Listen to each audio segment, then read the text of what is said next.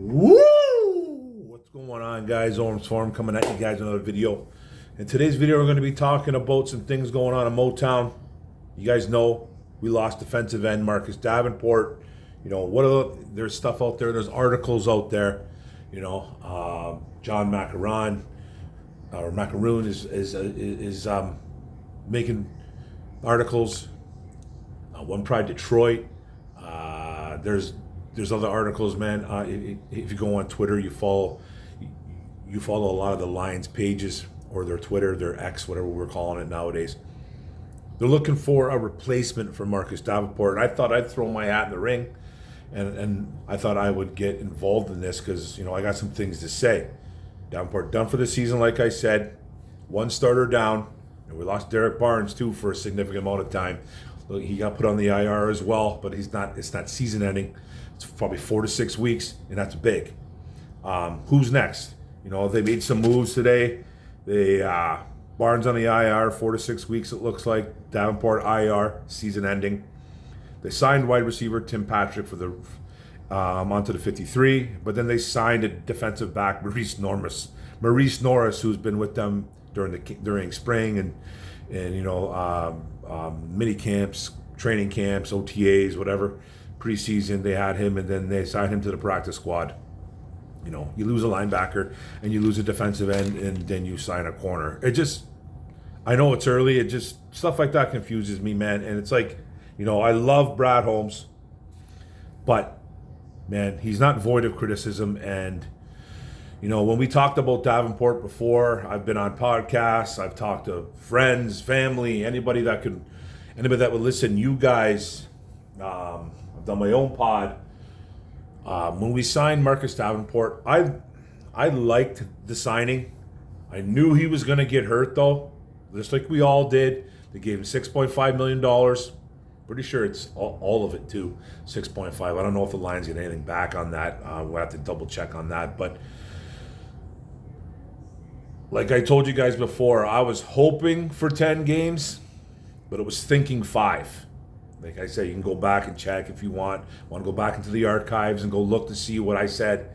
You know, I was hoping for 10, but thinking 5 games. We didn't even get to 4. We didn't even get to 3 because he missed 2 games. He missed 1 game, sorry. Only played in 2 games. But the one game I thought he was really good in, the Rams game, he didn't have the greatest game against the Buccaneers. Well, he didn't play against the Buccaneers. He didn't have the greatest game against the Cardinals. You know, but I thought the Rams game, he came out firing. You know, that Rams game, well, his overall stats this year of it was 2 tackles, 4 quarterback hits, half a sack, and he's a starter. You know, and those 4 quarterback hits came against the Rams.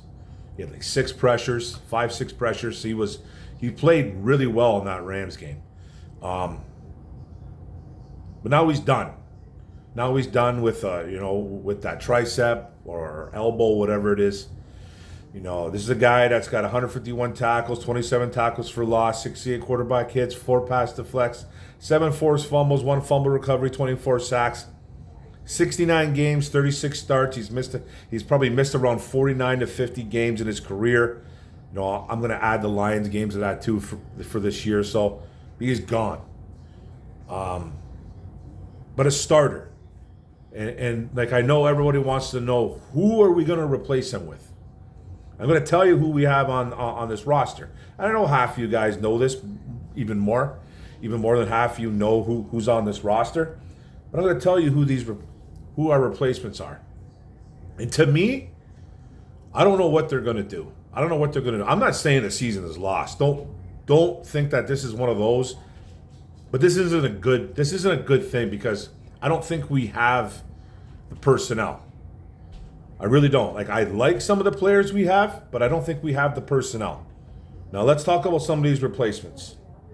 Defensive end, Joshua Pascal.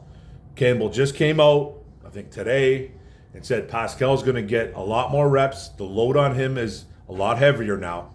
He's going to be your starter Monday night. Okay, he's going to be our starter. He's our starting defensive end opposite Aiden Hutchinson. Okay, 2nd round pick, 3rd year guy. He has missed about 22 games in his career. This is his third year, like I said. 0 starts this year. He has started 8 games in his career. 42 tackles, 7 tackles for loss, 7 quarterback hits, pass deflect, 1 fumble recovery, 3 sacks. Those are his numbers for 2 years and 3 games so far. He's a guy that is not gonna collapse the pocket very much. You know, he's not a go get the quarterback type of player. You know, he's had a great story coming out. I believe I don't know what school did he go to, Kentucky? I kind of forget what school he went to. But you guys know the story about Pascal. He fought cancer. It's a great story. He is a leader in Lincoln College. You know, he fought his way back. You know, everyone thought he was never going to play again. People thought that he was probably going to die at one point. They probably thought he was going to perish. I'm not even lying.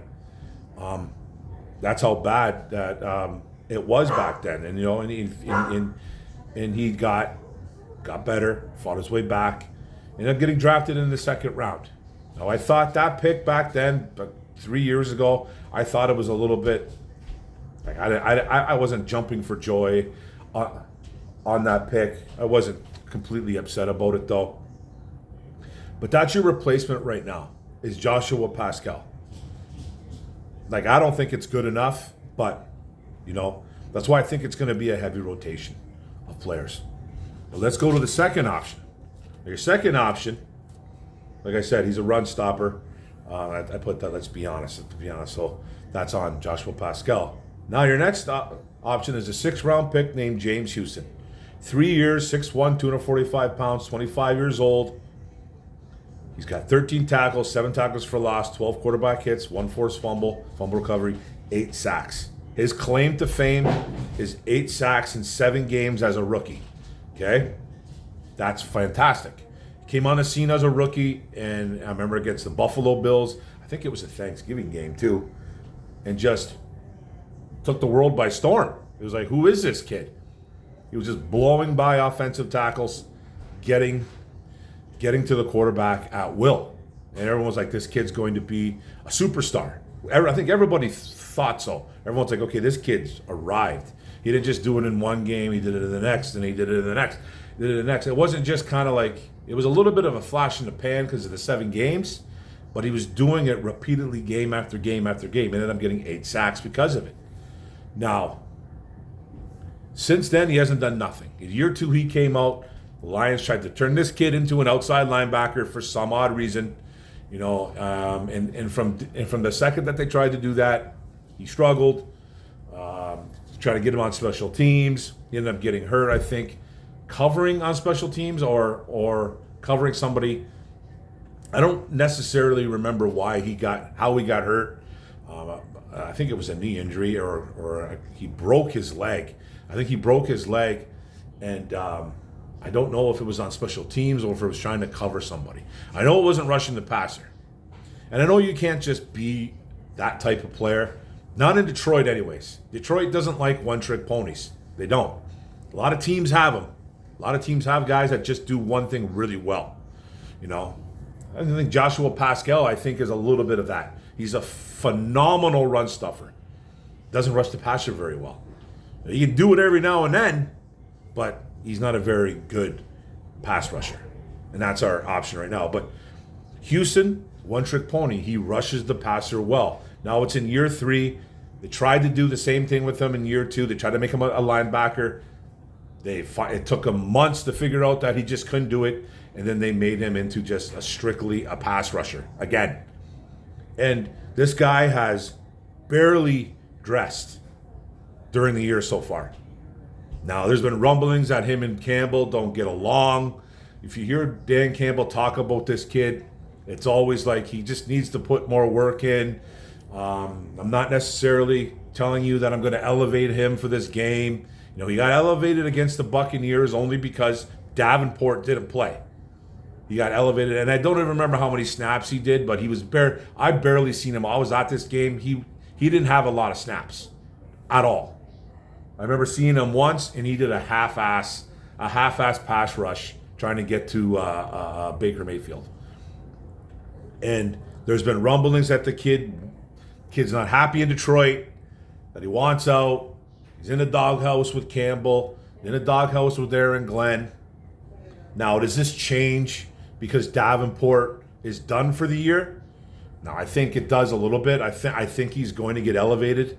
Not elevated. He's on the 53, so I think he's going to finally dress. But to be a healthy scratch for 2 games out of 3, when you don't have a very good pass rush to begin with, even though our defensive line has played extremely well, they've been pressuring Murray, they've been pressuring Baker, they were pressuring Stafford.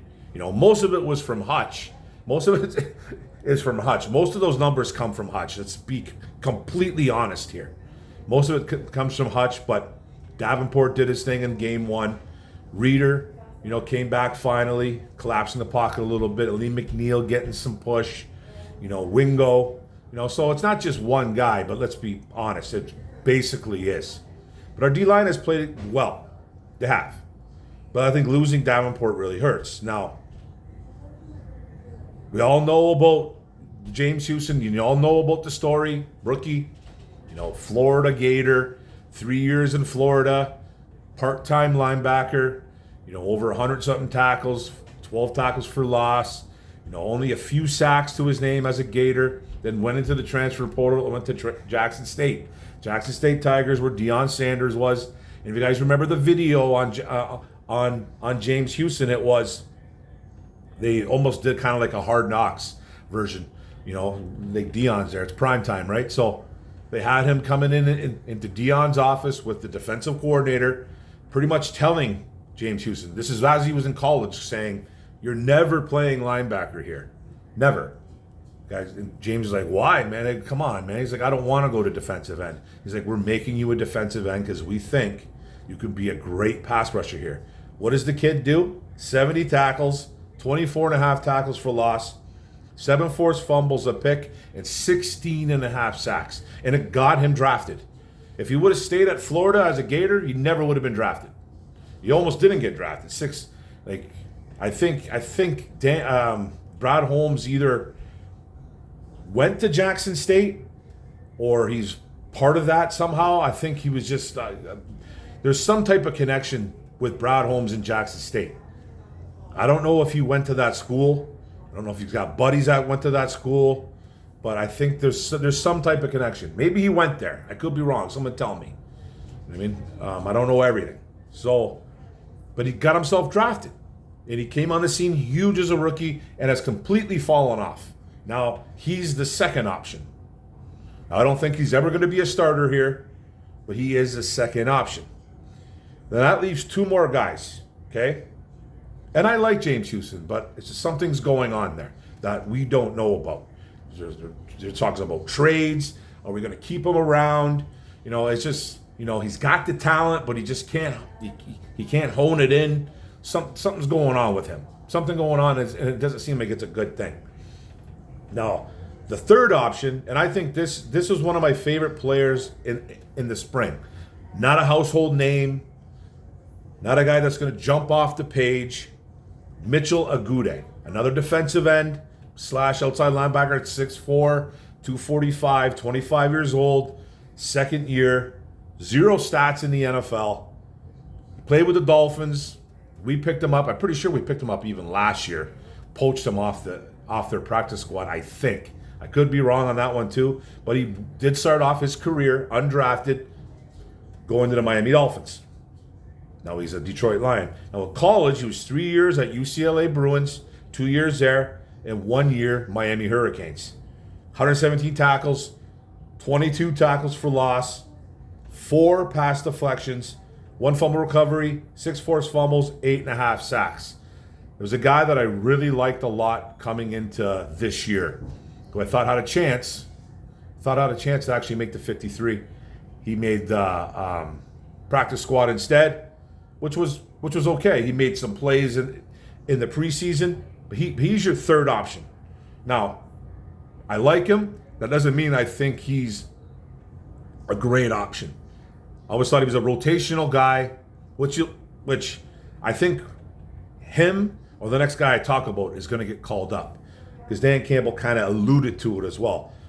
And the fourth guy is Isaac Ukwu. Everybody's fan favorite in the summer, the spring, whatever it was.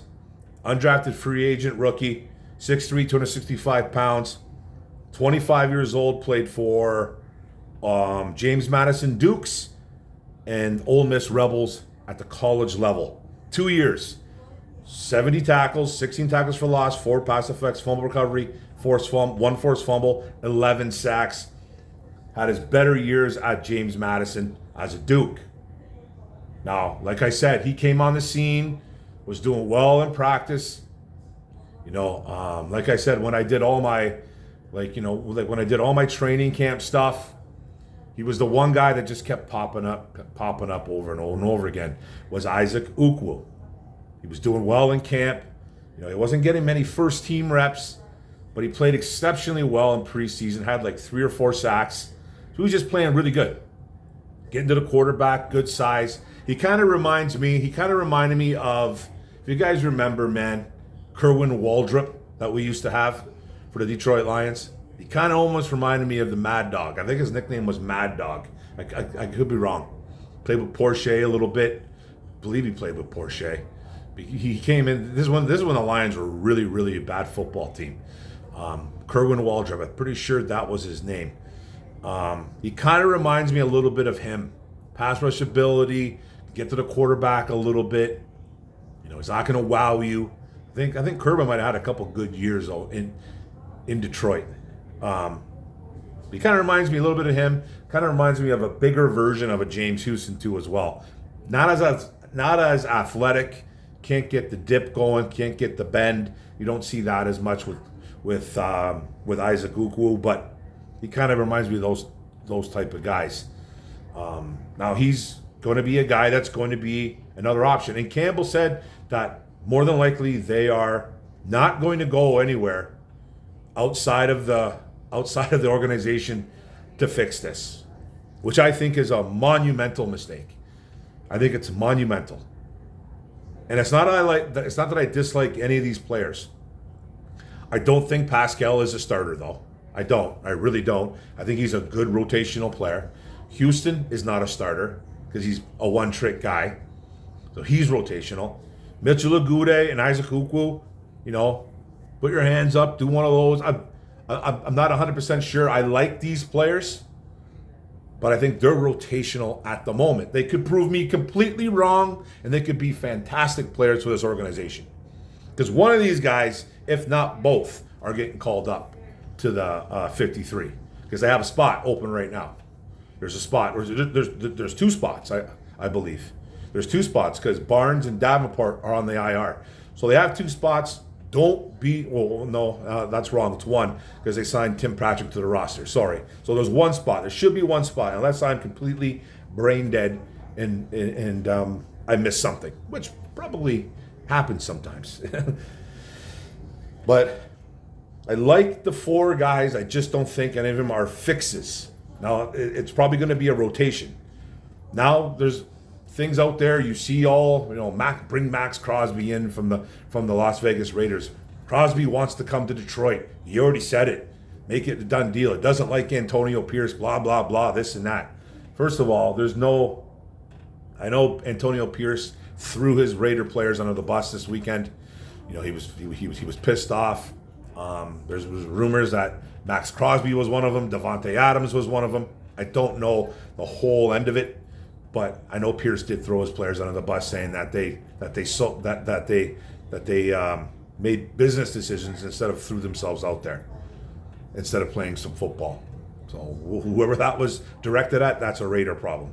So there's talks about Max Crosby coming to town. It would take a king's ransom to get him over here.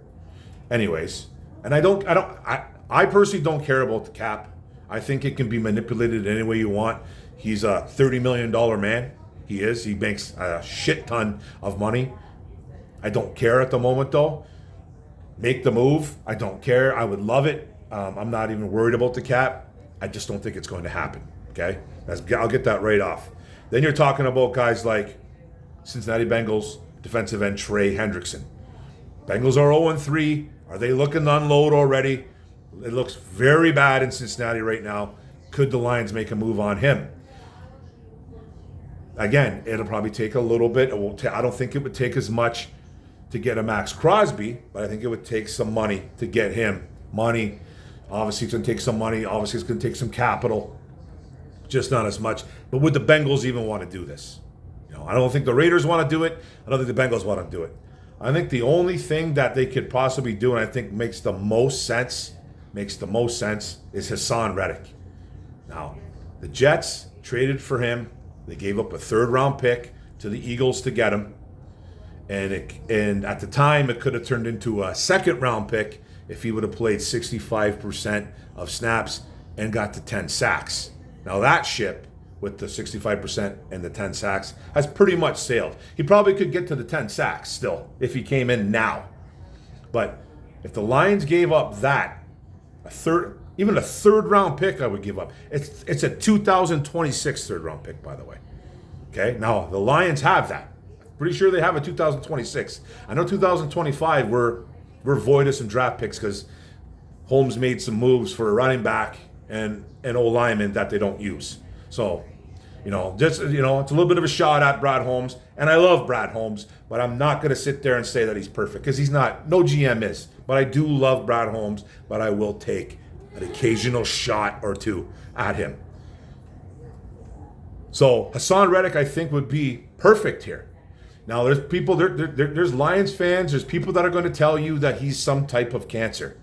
That's not true. There has never been a report that I have read, unless someone wants to show me personally, that Hassan Reddick is some type of cancer.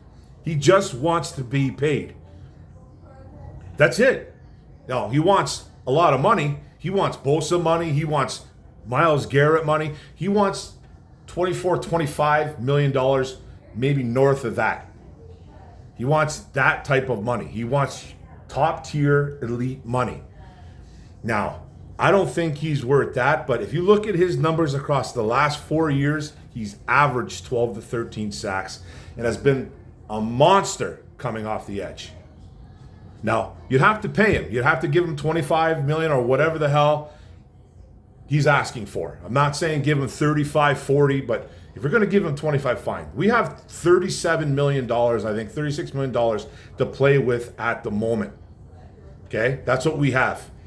Now, if you know how the cap works, you don't, just because he gets paid $25 million per, doesn't mean he's making $25 million in that 1 year. The cap gets broken up. He could be getting $2 million this year. Then, then it's more in the next year, more in the year after, and then kind of goes down or whatever. It's elevated, it's declined, it can go up and down. It doesn't mean because $25 million means $25 million hit off the cap right away. It doesn't mean that. So if you guys don't understand the cap, I kind of just half-ass explained it. Learn what the cap means. Google it yourself. And before you make comments, learn about the cap. Because it's very important, because a lot of people just think we can't afford it. We don't have the money. We don't got that kind of money. We do. Just say we gave him $25 million per year, whatever he's asking, doesn't mean it's $25 million a year. It doesn't mean that. It doesn't mean that. It gets broken up into all kinds of different areas. It does. So you have to really learn the cap. I'm not going to sit here and go over it with a fine comb, but that's how it is. So, or you go out, Yannick Ngakoue just got picked up by the Ravens again, which I thought would have been a good pickup. Or, God forbid, Frank Clark. If you know who Frank Clark is, played for the Wolverines back in the day. Kansas City Chiefs, won a Super Bowl or two. He's played with Seattle, didn't do nothing last year. A little bit older guy, not the greatest human being alive. He's not a good guy. If you want to Google about Frank Clark, Google him.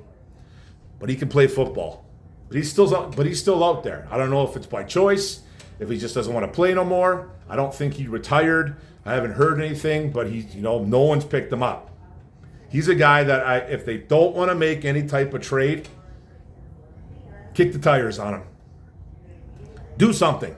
Because I don't think this team can go with the four guys I mentioned in a heavy rotation. I think that's what they're going to do, though. And I have told myself time and time again about this team. I love this football team. You guys know this.